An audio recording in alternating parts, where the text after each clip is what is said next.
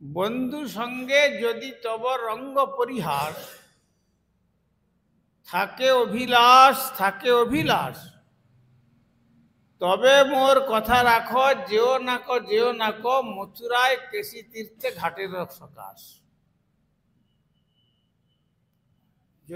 যদি তোমাদের বন্ধু বান্ধব, পতি পত্নী এসবের প্রতি, সন্তান সন্ততির প্রতি রঙ্গ পরিহাস করবার ইচ্ছা থাকে, তবে আমার কথা রাখো, মথুরায় কেশী তীর্থ ঘাটে কখনো যেও না। কেন? সেখানে আছেন হরি ত্রিভঙ্গ মূরতি ধরি, নয়নে বঙ্কিম দৃষ্টি, মুখে মন্দহাস। তিনি সেখানে ত্রিভঙ্গ ভঙ্গিমা ঠামে দাঁড়িয়ে আছেন এবং আট নয়নে আর মৃদু মৃদু তার মৃদু হাসি, আর সে মূর্তি নয়নে হেরি, কেহ নাহি ঘরে ফিরি। সেই শ্রীমূর্তি যার একবার নয়নের গোচরীভূত হন, তিনি কৃপা করে কেহ নাই ঘরে ফিরি। আর তখন আর ঘরের প্রবৃত্তি থাকে না, স্ত্রী পুত্র কন্যা আত্মীয় স্বজন বন্ধু বান্ধব এসব প্রবৃত্তি থাকবে না তখন আর।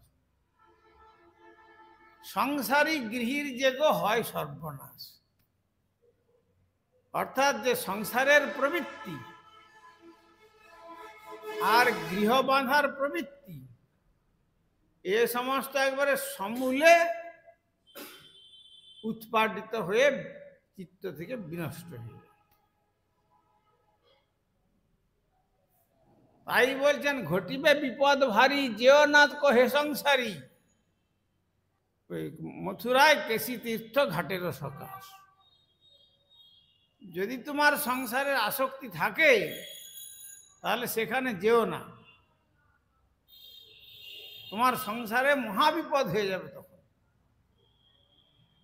তখন সংসারের কোনো কর্তব্য তোমার আছে, এ প্রবৃত্তি আর থাকবে না।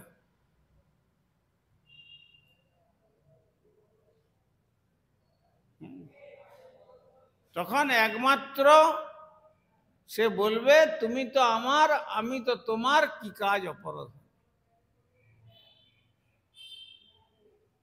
ভগবান একমাত্র আমার এবং আমি ভগবানের, এই ভাবটা তখন জাগবে।